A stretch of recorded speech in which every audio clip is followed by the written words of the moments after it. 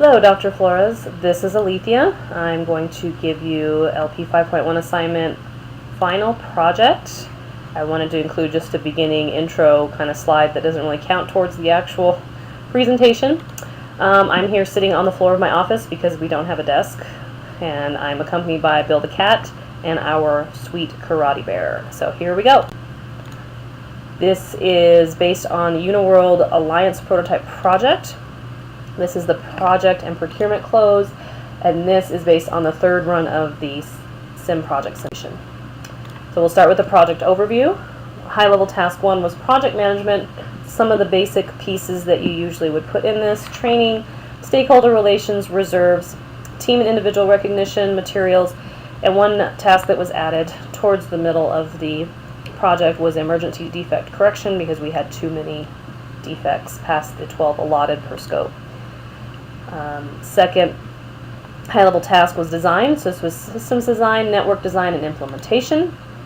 High-level task 3 was software implementation, systems integration, and then the legacy interface was added towards the last third of the project to allow for ease of use for the customer and for the Uniworld employees. High-level task 4, of course, was documentation. Task 5 was systems test and review, which consisted of the customer acceptance test and documentation review. So we'll start with project status here. Each task has been complete. We were behind schedule, only by 2 weeks, but it's still behind schedule. But we overrun the budget by almost double. But at this point, the project manager is ready to hand off and officially close the project. Beginning documentation of lessons learned, begin close procurement and project close. So we'll start with close procurement. First, you want to start with testing the product against the scope. Excuse me. Task 6, the customer acceptance test, was completed at the last week on week 13. Next, we will be meeting with the stakeholders to deliver or hand off the completed product to Uniworld, validate the product is what Uniworld asked for per scope, get the official sign-off from Uniworld. Then we'd want to complete payments to resources, project manager, and to the vendors. Then we would also want to document at every step. This is something that I believe a lot of people will leave out because they figure it's something everybody knows, but of course, if you don't document it, it's something that some stakeholder somewhere is going to want the documentation. So now let's meet with the stakeholders. We're going to deliver or hand off the completed product to Uniworld. We're going to validate this is what they asked for. We're going to get the official sign-off from Uniworld. We're going to discuss lessons learned. This is a big one. You always want to discuss with the stakeholders or the customer, or maybe both, where you went wrong, where the project went wrong, where the stakeholders went wrong, where different pieces happen, and figure out what they can do better for next time. Even if the whole group doesn't ever work together, again, it's nice to know. And then I would also ask for feedback from the stakeholders about my performance. What did I do wrong? Where did I mess up? Where did I lack control or have too much control, or what have you, so that way I can understand where I can improve as the project manager. Then we'd want to complete payments. So I'd work with payroll in the PMO office to get payments completed to the resources, of course, to the vendors, and then to myself. Then once all that's done, we can move on to actually close the project. So we would release all the resources from the project, which most of them are released week 5 and on. I'm sorry, week 8 and on, excuse me. But by week 13, all of them were officially released. We'd want to continue to document lessons learned. We'd want to update all records within Uniworld. And we want to receive the official sign-off at the end of this project and document that. We need to have a written, emailed, typed kind of sign-off where people actually officially either have their actual signature on there, or they say, yes, we like this product, you're officially done, handing this off, blah, blah, blah. Something like that to say, yes, you're done. You want to have it documented. So then we can document our lessons learned. So the overuse of resources caused the project to overrun the budget. Better monitoring of tasks and resources could have led to less use of the budget.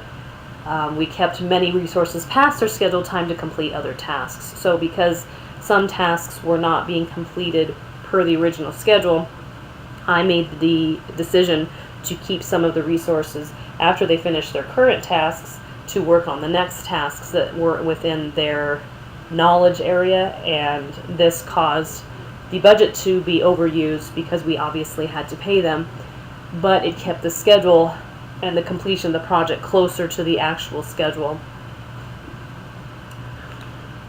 We also, I believe that if we cushion the budget to allow for added tasks not reflected in the scope, this could help, which there's always going to be extra tasks or other things that could be added. However, if you have a little bit extra cushion, you can allow for that, or the extra cushion can be allowed for taking longer than you thought or needing to keep resources longer than originally scheduled. And I also need to be careful of scope creep. Those 2 extra tasks that were added obviously kind of creep the scope a little bit. Yes, they were necessary, however, they were extra tasks. So now you want to update the record. So I want to go to Uniworld's repository. Status updates and meeting minutes would be stored here. And then I also noted this should be completed as the project progresses in the event of a change in leadership, or they put a hold on the project, or what have you, something changes. Then I would also update my personal records and resume. So now we have the final sign-off. So stakeholders are happy with the final product and have officially signed off on the delivered product. Yay! Super happy, fun time, and you document it and you're done. So my final thoughts, I thought this simulation was really tough compared to the project that I'm actually running right now through Presbyterian Health Systems. I'm working with some of the hospitalists to make reports more accessible, so they're not having to download reports and then change them on Excel. I want to make them accessible, so I'm assisting some of the data and analytics people and the hospitalists to get what they want. And I kind of think that this simulation, the people were way more snottier than I think I would have ever dealt with in real life. I mean, I don't know, but I kind of have the feeling that most of the people I work with, regardless of their position, aren't nearly as brutal and snotty. But, you know, this simulation also allowed me to see what happens when you don't start tasks on time or don't finish them on time or keep resources past their scheduled time. Obviously, you want to run way over budget. 2 of the other simulations, one of the simulations, they just canceled it. After 24 weeks, they said you're done. And the other one, I finished at like 17 or 18 weeks. So this one I finished in 13 weeks, which that was kind of my goal for this 3rd one, but it wasn't my goal to overrun the budget. So it was nice to kind of play with, but that is it for my presentation. So thank you very much.